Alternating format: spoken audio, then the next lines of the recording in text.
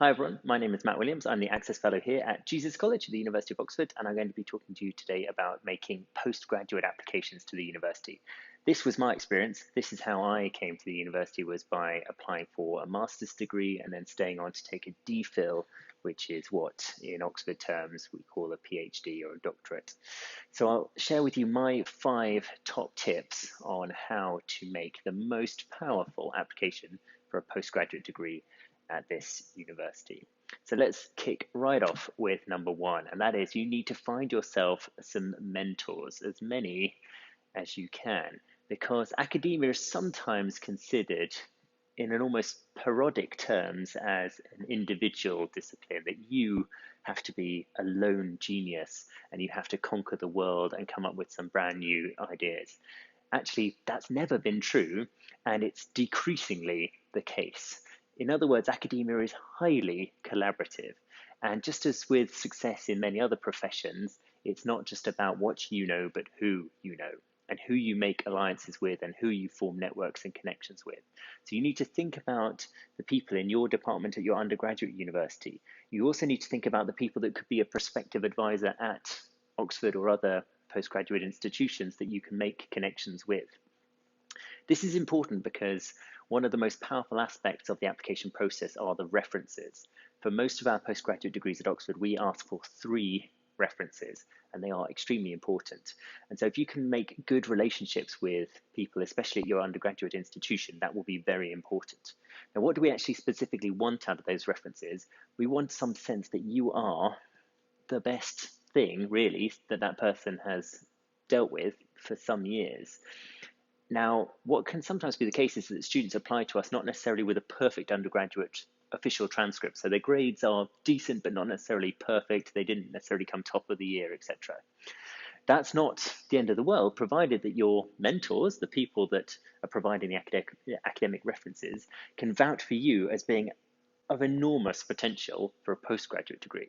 Because, of course, in some instances, the substance and the skills developed in an undergraduate course won't necessarily translate to a postgraduate degree.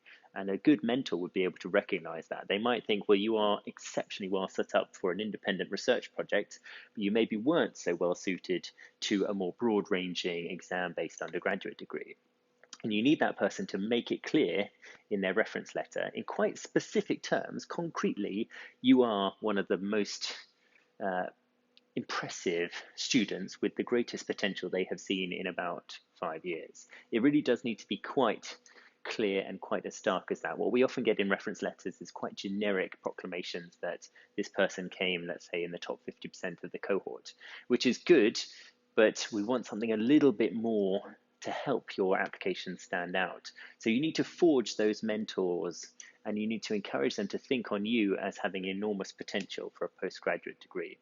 Often that will be the case for those that have performed well in their undergraduate degree. But of course, there can be many good reasons why an undergraduate degree doesn't work out perfectly. Quite apart from what I've just described as the skill set being marginally different for an undergraduate to a postgraduate degree, also, of course, sometimes life gets in the way. You might have been very ill during your undergraduate degree. You might have had some sort of personal difficulties, such as a bereavement. And a good mentor would be able to see through that and note that that doesn't necessarily reflect your abilities terribly well. So get some mentors and reach out to possible mentors at the institutions you're applying to. They are usually very happy to receive correspondence by email and to talk to you about a prospective research project. It's what I did. I contacted the person that would go on to become my thesis supervisor, and I contacted the person that became my college advisor, and they were both happy to just discuss some ideas in fairly general terms by email. So I would highly recommend you do that, because then you put yourself onto their radars. So that's my first tip. Develop some mentors, because academia is collaborative, it's team-based, and who you know can make a really big difference to how successful your application will be. Okay. My second tip is that you nonetheless need to make it clear what your unique sales proposition, your USP is. So whilst you will be working in teams and you will be developing new knowledge collectively with a community of scholars, you still need to explain what your added value to that team is going to be. Now that will seem relatively obvious, but this is where in your proposal you need to make it absolutely clear what envelopes you intend to push, what boundaries you're going to be shoving against. What often happens is that in research proposals in postgraduate degree applications, the applicant expresses far too much about the way the discipline currently is, rather than explaining what they would like to do about that. In other words, we get very good, highly detailed literature reviews, effectively explaining, well, this is what these authors think, this is what those authors think, this is what these researchers are doing, this is what those researchers are doing. But in all of that, we're not getting a very clear sense as to what you would like to do. And of course, there are many ways that you can add value to an academic discipline. You could improve our concepts. So I'm a political scientist. I might have been able to express my distaste with the concept of democracy and autocracy as some sort of spectral conceptualization of regime types. You can also, of course, add value theoretically, and that's perhaps the most common way that people want to push things forward, is to change the stories we tell in order to solve intellectual puzzles. But then it's important to stress what methodological value you might add, what techniques, what data sets might you use that might be slightly different. So I've moved into our lecture theatre here at Jesus College to explain my third tip, which is related and builds on the second tip, which is that you need to know the strengths and weaknesses of the academic market. Now, I don't think it's too much of a stretch to talk about academia as a marketplace of ideas. It's perhaps a slightly tortured and overused metaphor, but it's quite a useful way of thinking about things. In other words, there's demand of and supply for intellectual materials, theories, methods, data sets, solutions to intractable problems. And what you are going to try and do when putting forth your application for a postgraduate degree is explain what your product is for that marketplace, what it is that you're adding that the marketplace doesn't currently have, be it some conceptual nuance, be it some theoretical improvement, be it some new methods, be it some new data sets. A very good idea is to not only look at your discipline and know it inside out so that you know where you can add some value to that marketplace, but also look at other disciplines. And I don't mean just cognate disciplines that are similar to yours, but others that are totally removed from it. So one of the ways that I found to add some value to political science was to look at, well, what's going on in computer science? What's going on in the world of literature? Because ultimately I realized that my interest was in language. How do politicians use language? Well, computer scientists have been analyzing that with natural language processing. And of course, scholars of literature have been analyzing critical thinking and critical studies for centuries. And so literature, computer science, and political science could all be brought together to help me interrogate the questions and to come up with some unique theories, methods, and data. So I was able to really mix up the marketplace, offer something that many people didn't even know they needed. And that sort of thinking can be very helpful. It's also quite refreshing and interesting for you to read some of the latest research in disciplines that are not your own, that are not connected to what you've been studying, not what you've been used to, because it can help refresh you and give you some interesting new ideas. So that's my third piece of advice: is know the market, know what you're getting into, know where the strengths and weaknesses lie. And related to this is with regard to where to apply. Don't just apply to Oxford University, because that makes it look like you don't know the market. Oxford is a great university for postgraduate degrees, but there are, of course, many in the world. And if you just apply to Oxford, it looks like that's all you want. You don't want the degree, you just want to go to Oxford. You want Oxford on your CV. And that's a mistake, because the admissions tutors are looking to admit people who are serious about their subject. And so they're not only going to apply to Oxford, but they're going to apply to the other institutions that are similarly strong in that particular field. So make sure you know which those institutions are and apply to at least some of them to make it clear to the admissions tutors that you're a serious contender. You're not just trying to get some CV points. You're not just doing a bit of an extended gap year after taking an undergraduate degree. Okay, so that's my third piece of advice: know the market. My fourth piece of advice is to be more empathetic about the admissions tutors. And I've already hinted at this before. The admissions tutors have to deal with lots and lots of applications, usually around January, February time, and they do the analysis of those applications on top of all of their other day-to-day academic work. So they will be fatigued, and they will be looking for people to share their proposals in as efficient and impactful way as possible. So what do I mean by that? I mean that when you write a research proposal, make sure that you're clear what you're bringing to the marketplace of ideas in the first lines.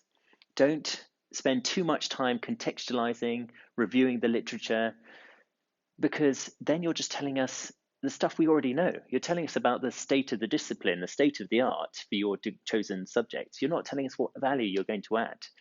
Imagine that you are trying to pitch a new business to a group of investors. Those groups of investors will have had businesses pitched to them day in, day out. They will be fatigued. They will be slightly cynical, maybe, that this is another person with an idea that's possibly not going to work. What they don't need you to do is to spend 10, 15 minutes just explaining the state of the art. What they want to know is, what's your idea? What are you going to add? What's your innovation that's going to bring to life this corner of the marketplace? And that's similar to a postgraduate research proposal. Of course, you do need to explain how your work will contribute to the literature. So you do need to explain at some level what the literature is doing, what the marketplace of ideas is up to at the moment.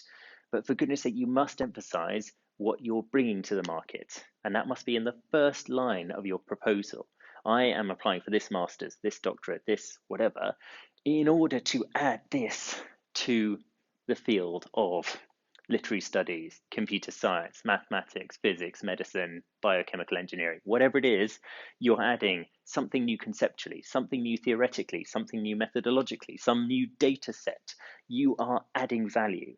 And you could perhaps emphasize your role within a team. That will be particularly relevant for natural sciences, where it's typical for members to be part of a research group, whereas for my discipline, social sciences, and for humanities, it's somewhat more typical to be more alone.